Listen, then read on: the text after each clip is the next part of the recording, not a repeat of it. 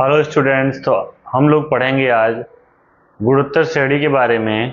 ठीक है, ये हम लोग का अनुक्रम तथा श्रेणी का चौथा वीडियो है। आज हम लोग जानेंगे कि गुणोत्तर श्रेणी क्या होती है। पिछले वीडियो में मैंने थोड़ा बहुत अनुक्रम तथा श्रेणी के बारे में बताया है और जो है कुछ हमने समांतर श्रेणी के बारे में बताया, लेकिन वो जो चैप्टर है कटा हुआ है, तो थोड़ा बहुत उसके बारे में जानकारी देने के बाद अब हम लोग पढ़ेंगे गुणोत्तर श्रेणी के बारे में। ठीक है, तो गुणोत्तर श्रेणी क्या होती है, जिस तरह से आप लोगों ने पिछली क्लासेस में पढ़ा है या मैंने पीछे वीडियो में समझाया है कि समांतर श्रेणी में क्या होता है कि उनके पदों का अंतर समान होता है, उसी प्रकार से गुणोत्तर श्रेणी में इनके पदों का अनुपात जो है बराबर रहता है। पदों का अनुपात बराबर रहता है। जैसे कोई भी मैंने संख्या ले ली ऐसे सीरीज में, यहाँ 2 ले लिए, 4 और यहाँ 8 ले लिए और यहाँ 16। अब इनके पदों का हम लोग अनुपात निकालें। पद का अनुपात मतलब ये पहला पद है, ये दूसरा पद है और ये तीसरा चौथा, ऐसे मान लेते हैं पद हैं। तो यहाँ दूसरा पद बटे पहला पद लिखे तो 4/2 लिखा हमने, कितना आ गया 2। ठीक है, रेशियो रहता है ये, तो इसलिए इसको R से दर्शाते हैं। तो R बराबर हो जाएगा A3/A2, है ना। दूसरा पद बटे पहला पद, या तीसरा है तो दूसरा पद रखेंगे यहाँ पे 8/4, तो 4 दूनी 8 हो गया।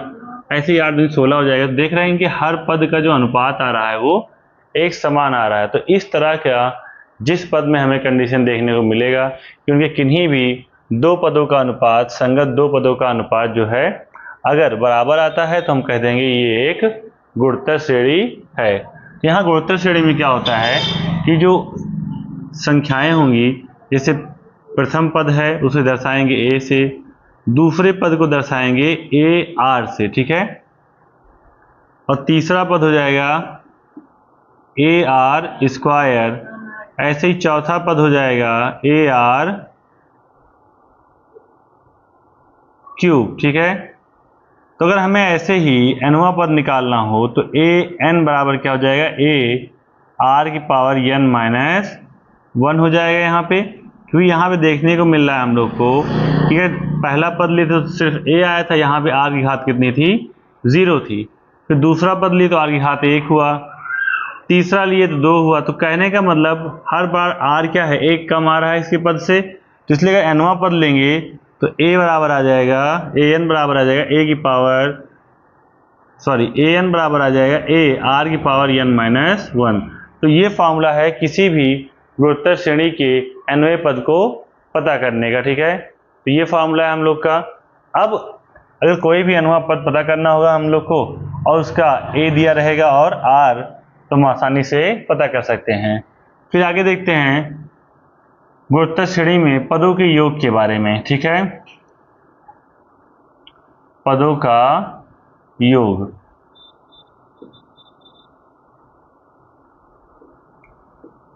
तो यहाँ पर योग को दर्शाते हैं SN से। SN बराबर फॉर्मूला हो जाएगा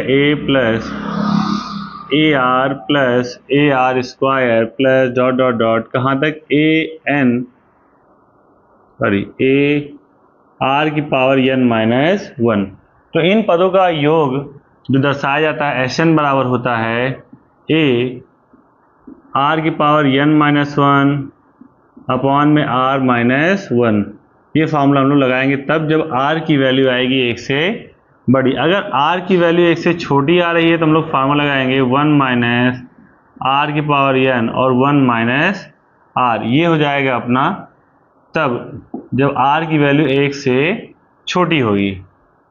ठीक है, अगर R बड़ा है 1 से तब ये फार्मूला लगाओ, अगर R छोटा है 1 से तो हम लोग ये फार्मूला लगाएंगे किसी भी गुणोत्तर श्रेणी में पदों का योग ज्ञात करने के लिए। ठीक है, तो इतना आप लोग नोट कर लीजिए और हम लोग आगे रूल्स को देखते हैं।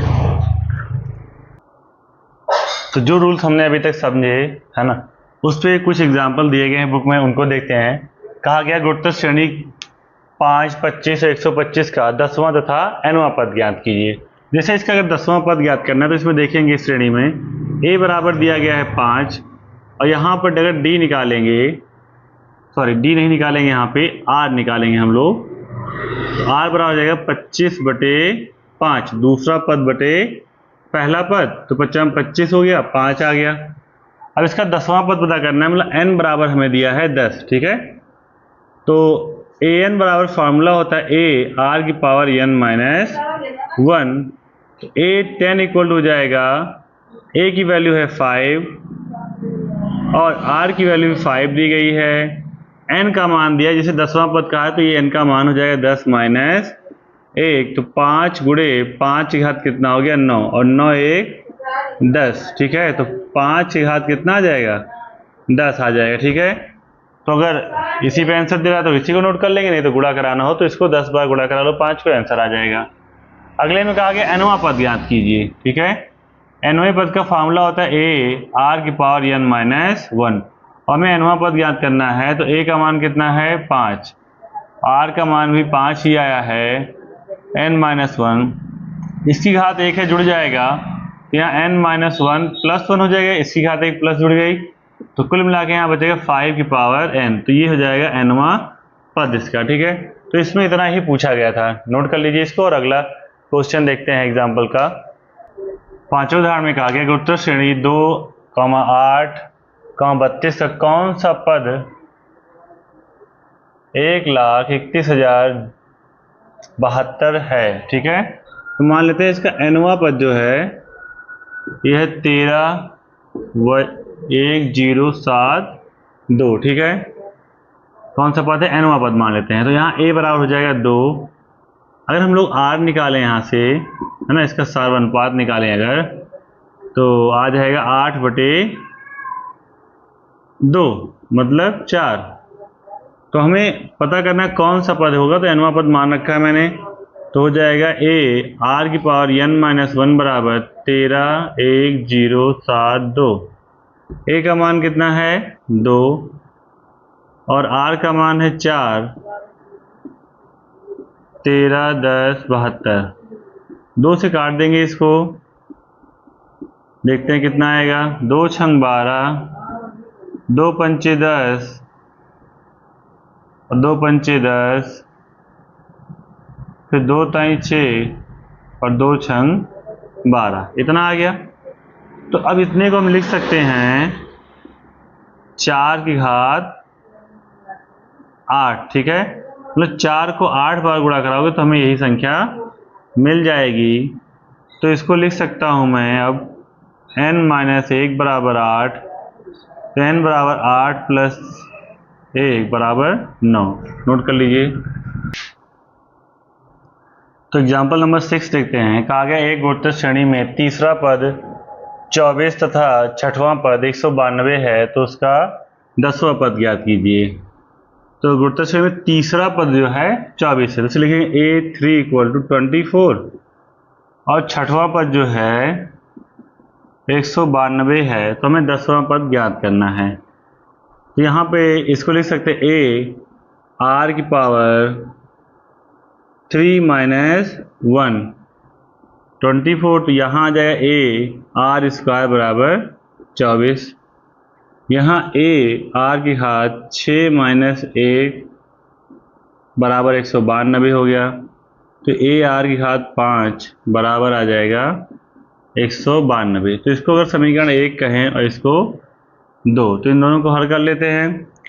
समीकरण 2 को भाग कर दे रहे हैं 1 से, तो a r की power 5 upon a r square बराबर 192/24 देंगे इसको, तो ये जाएगा 8 बार, r क्यूब बराबर आ जाएगा 8, तो r बराबर आ गया 2, ठीक है।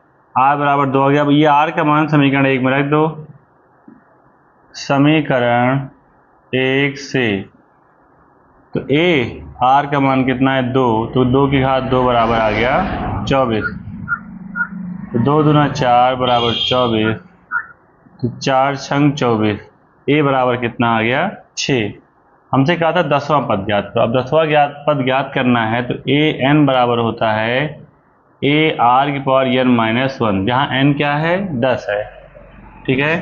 तो a का मान कितना है 6, r का मान आया है 2 की घात 9, ठीक है। तो इसको हल कर लेंगे, जो आएगा वही अपना आंसर हो जाएगा, ठीक है। नोट कर लो।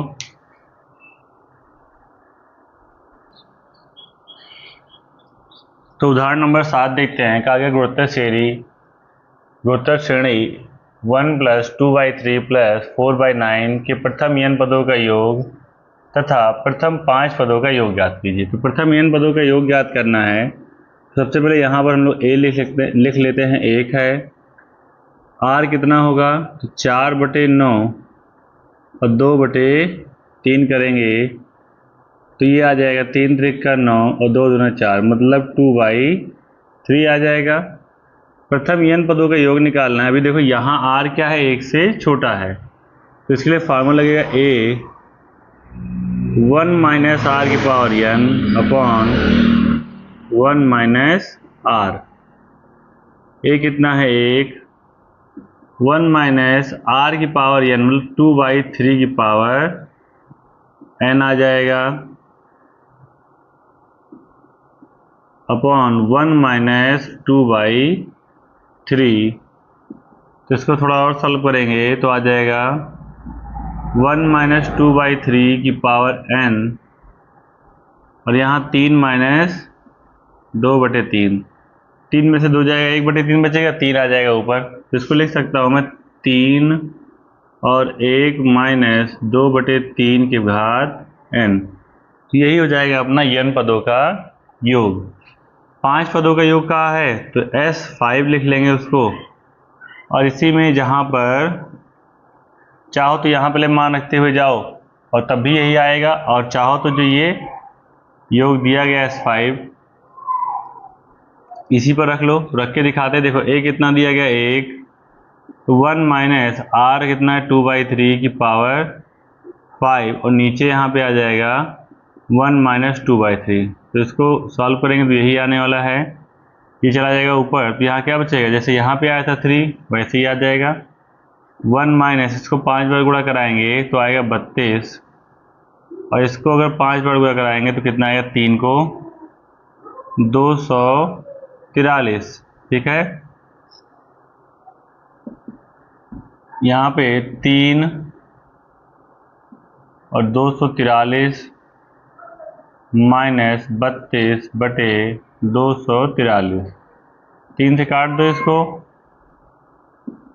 यहाँ देखो 3 में से 2 जाएगा, 1 बचेगा, 4 में से 3 जाएगा 1 और 2 यहाँ बच जाएगा। ठीक है, 211/3 × 24 3 एकम 3।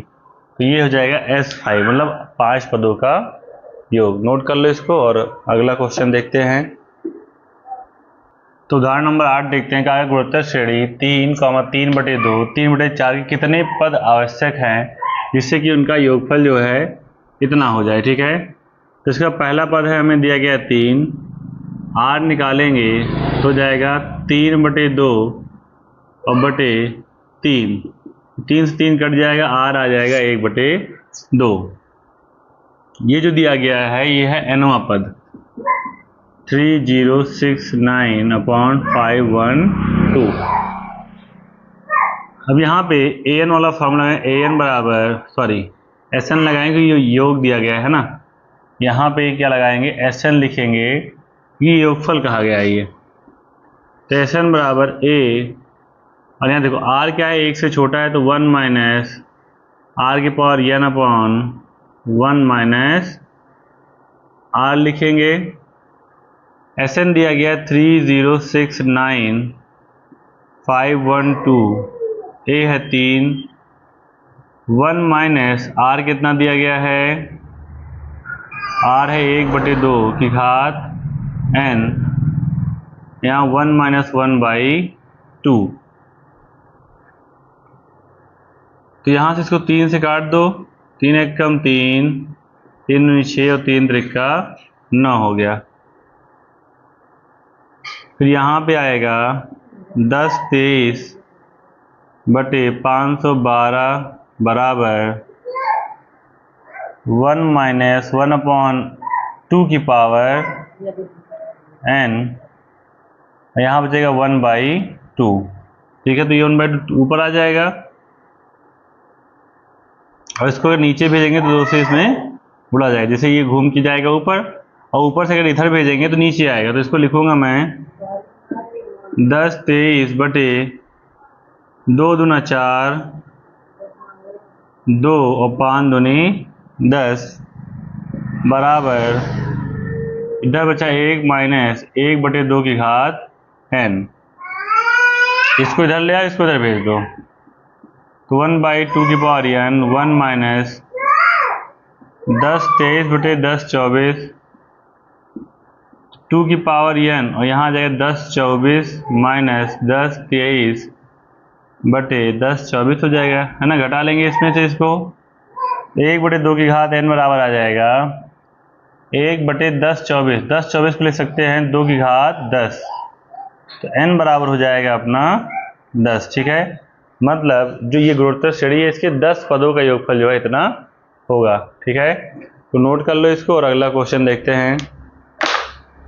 9 नंबर क्वेश्चन में कहा गया है कि एक गुणोत्तर श्रेणी के प्रथम 3 पदों का योगफल 13/12 है तथा उनका गुणनफल दिया गया है -1। तो हमें सार अनुपात तथा पदों को ज्ञात करना है, कौन कौन से पद होंगे। तो यहाँ पे मान लेते हैं, माना गुणोत्तर श्रेणी के 3 पद a/r a/r हैं। ठीक है, अगर 3 पद हमें लेने होंगे तो हम इसी प्रकार से इनको मानेंगे कि 3 पद अपने a/r a और ar हो गए। कहा गया इनका गुणनफल जो है -1 है, तो a/r इंटू ar बराबर ले लेंगे -1, तो r से r कैंसिल हो जाएगा, a³ बराबर आ जाएगा -1। तो यहाँ पे इसके अगर क्यूब निकालेंगे तो कुछ वास्तविक मान मिलेंगे और कुछ काल्पनिक मान मिलेंगे। तो यहाँ से हम लोग वास्तविक मान लेते हैं, तो वास्तविक मान होगा इसका -1। तो a बराबर अगर -1 आ गया तो कहा गया गुणोत्तर श्रेणी के प्रथम 3 पदों का योगफल जो है 13/12 है। तो इसका योगफल लिख लेते हैं, a/r plus a plus ar बराबर हो जाएगा 13/12। यहाँ a का मान रख देंगे, -1/r -1 और -r हो जाएगा, और ये हो जाएगा 13/12। अब यहाँ से इस 1 को भेज देंगे इधर, तो ये हो जाएगा -1/r -r, और ये 13/12, 1 उधर जाएगा तो ये प्लस का हो जाएगा। तो यहाँ से माइनस कॉमन कर लो, ये हो जाएगा 1 प्लस r²/r, और यहाँ पे एलसीएम जो लेके गुणा कराएंगे तो 12 और 13 हो जाएगा 25/12। क्रॉस मल्टीप्लाई कराओगे तो आएगा 12 प्लस 12r² बराबर -25r, इस माइनस को इधर भेज दिए, 25 को इधर लाएंगे तो प्लस हो जाएगा, तो 12r² प्लस 25r प्लस 12 बराबर हो जाएगा 0। अब इसका गुणनखंड करके r का मान निकाल लेंगे, तो 12×144, तो ये हो जाएगा 16r और प्लस 9, तो 16 9 144 हो जाएगा, और 16 और 9 कितना हो जाएगा 25, प्लस 12 बराबर 0। तो यहाँ से कॉमन कर लेंगे इन दोनों में से हम 4, 4r कॉमन कर ले तो 4 3 12 और 4 चौक 16, प्लस 3 कॉमन कर लेंगे तो 3r प्लस 4 आ जाएगा। तो एक ब्रैकेट में मिल जाएगा 3r प्लस 4 और 4r प्लस 3 बराबर 0। यहाँ से r का मान निकालेंगे, आएगा -4/3, और यहाँ से आएगा अपना मान r का 3/4। ठीक है, तो एक बार हम लोग -4/3 ले लेंगे और एक बार -3/4। तो यहाँ से r का मान लेकर हम क्या करेंगे, श्रेणी बनाएंगे। तो जब a बराबर -1 तथा r बराबर -4/3 लेते हैं तो श्रेणी क्या बनेगी। तो श्रेणी हमने माना है a/r, तो a का मान -1 और इसका मान रखेंगे 4/3, तो हो जाएगा +4/3, फिर कॉमा a मतलब -1, फिर ar, तो ar मतलब इन दोनों का गुणा करा लेंगे, तो हो जाएगा फिर से 4/3, ठीक है ना। सॉरी, यहाँ पे देखो ऊपर a का मान रखना था, यहाँ r का, तो ये 4/3 है तो हो जाएगा 3/4। यहाँ पे आएगा 3/4। फिर दूसरा मान लेंगे a बराबर -1 और r बराबर -3/4 अब की बार लेंगे। जब यहाँ -3/4 रखेंगे r के प्लेस पे तो ऊपर चला जाएगा, ये हो जाएगा 4/3। फिर रखेंगे a का मान तो -1, इसका गुणा कराएंगे यहाँ पे तो आएगा 3/4, ठीक है। तो ये दो श्रेणी हम लोग को प्राप्त हो जाएगी। नोट कर लीजिए इसको और अगला क्वेश्चन देखते हैं। तो 10 नंबर उदाहरण देखते हैं। इसमें कहा गया अनुक्रम 7,77 फिर 777 फिर 7,777 के n पदों का हमें योग ज्ञात करना है। इसको दर्शा देते हैं Sn से। तो Sn बराबर हो जाएगा 7 + 7 7 + 7 7 प्लस n पदों तक ये हमें निकालना है। तो इस तरह क्वेश्चन को हल करने के लिए सबसे पहले क्या करेंगे, इसमें कि जो 7 है इसको कॉमन कर लेंगे। तो यहाँ बचेगा 1 + 1 1 प्लस ये भी n पदों तक ऐसे ही आ जाएगा। फिर क्या करना है कि इसमें 9 से गुणा करा देंगे और 9 से भाग। तो ये 7/9 जो भाग कराएं उसको बाहर लिख लेंगे, जो गुणा कराएं उस 9 हो जाएगा। यहाँ 9 9 प्लस n पदों तक लिख लेंगे, ठीक है। 7/9, अब इस 9 को लिख सकता हूं मैं 10 - 1। फिर यहाँ पर 99 को लिख सकता हूँ 10 का स्क्वायर -1, क्योंकि 10 का स्क्वायर मतलब 100 हो जाएगा और 100 में से 1 घटाएंगे तो कितना आ जाएगा 99, ये बन गया। प्लस यहाँ पे 10⁻³ -1 और ऐसे आगे भी बनता जाएगा 10⁻⁴ -1 प्लस n पदों तक, ठीक है। फिर उसके बाद क्या करने वाले हैं, यहाँ 10 है उसको अलग कर लेते हैं, 1 को अलग। फिर 7/9 10 प्लस 10 का स्क्वायर प्लस 10 का घात 3 प्लस 10 की घात 4 और ये चलता रहेगा n पदों तक, ठीक है। n पदों तक ये ऐसे चलता जाएगा। फिर यहाँ से माइनस कॉमन कर लेंगे अगर, तो 1 + 1 + 1 + 1 ये भी चलेगा n पदों तक, ये भी चलता जाएगा n पदों तक। तो यहाँ आ जाएगा 7/9। अगर देखा जाए तो गुणोत्तर श्रेणी में है तो इसका योग निकालें अगर, फार्मूला होता है a है 10, फिर r की पावर n, तो r भी आएगा 10 ही, power n - 1 upon r - 1 plus इसका योग निकालेंगे 1 का n पदों तक तो आएगा n। तो यहाँ पे बचेगा अपने पास 7/9 और ये 10/9, इसकी घात हो जाएगा 10⁻n - 1 और -n, ठीक है। तो बस इतना ही सोल्यूशन इसका कर देंगे, इतना काफ़ी है, ठीक है। तो ये आ गया हमारा n पदों का योगफल, ठीक है। नोट कर लीजिए और जो भी इस तरह के प्रश्न बनेंगे तो उनमें हम यही विधि लगा के हल कर लेंगे, ठीक है। नोट कर लीजिए। तो 11 नंबर उदाहरण में का दिया गया है कि एक व्यक्ति की 10वीं पीढ़ी तक पूर्वजों की संख्या कितनी होगी। मैं बताना है इसके 10वीं पीढ़ी तक पूर्वज की संख्या कितनी हो जाएगी, जबकि उसके 2 माता पिता, 4 दादा दादी, 8 परदादा और परदादी ऐसे आगे भी हैं। तो अगर देखा जाए जहाँ से हम लोग काउंट कर रहे हैं पहली पीढ़ी को, तो उसमें से कितने हैं, 2 लोग हैं। फिर अनुपात देखा जाए कितने का है इसमें, तो 2 का है। हाँ, 4/2 कराएंगे तो आ जाएगा यहाँ पे 2। और हमें पता करना है 10वीं पीढ़ी तक का, तो हम लोग फॉर्मूला लगा देंगे Sn बराबर a r⁻n - 1 upon r - 1। a है 2, r का मान है 2, घात 10 - 1 करेंगे और यहाँ पर 2 - 1 कराएंगे तो बचेगा 2 और गुणे, इसको गुणा करा लेंगे तो आएगा 1024 माइनस 1, तो ये हो जाएगा 2 गुणे 10 23, 2 से गुणा कराएंगे तो हो जाएगा 3 दूनी 6, 2 दूना 4, 0 2, मतलब 2024 लोग हो जाएंगे इसकी 10वीं पीढ़ी तक। ठीक है, तो नोट कर लीजिए इसको।